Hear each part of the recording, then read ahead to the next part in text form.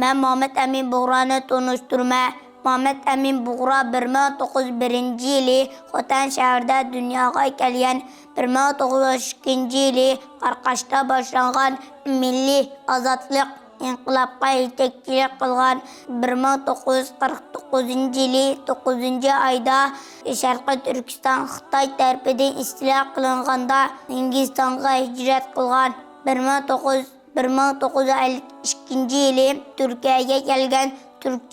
Türkistan namlıq aylıq jurnalının yazğıcısı